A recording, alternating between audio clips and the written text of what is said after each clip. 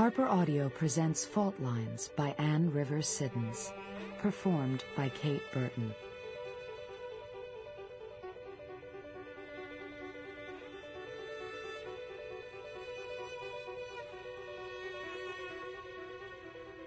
On the day of my husband's annual fundraising gala, I was down by the river liberating rats.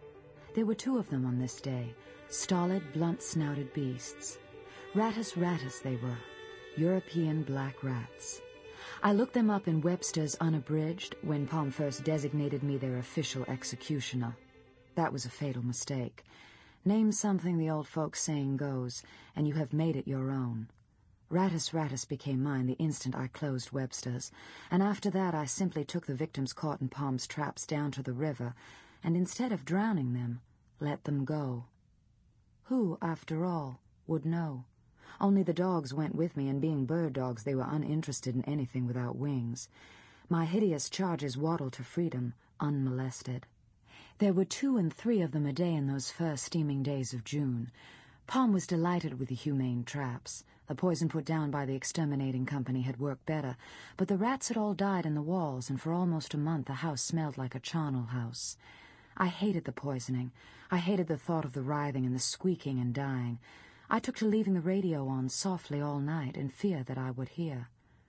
The only result of that was that I would come awake at dawn with my heart jolting when the morning DJ started his drive-time assault, and would lie there blearily, wondering if it had been the phone I heard, or Palm's beeper, or Glynn calling, or some new banshee alarm from Mommy upstairs. As early as I wakened on those mornings, Palm was invariably up earlier, and was almost always gone to the clinic by the time I padded into the kitchen. I would find his usual note. Merit, 3 more, 2 in living room and 1 in library.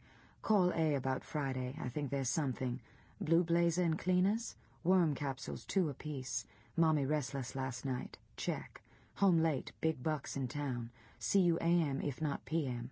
XXXP. Translated, this meant there were 3 new captives in the rat traps, and I was to dispatch them. Then I was to call his secretary, Amy Crittenden, and see what our plans were for Friday evening. Palm frequently made social arrangements and forgot to tell me. Then I was to locate his blue blazer and fetch it from the cleaners if it was there, which meant that the Friday mystery evening was casual and funky, like a rib dinner in the southwest part of the city, to show the flag and the affluent black community there. Much of Palm's clinic's work was done in and for the black communities south of downtown, and he endured the socializing as coin that paid for the free clinical work that was his passion. In the 20 years that the Fowler clinics had been in operation, he had become a consummate fundraiser.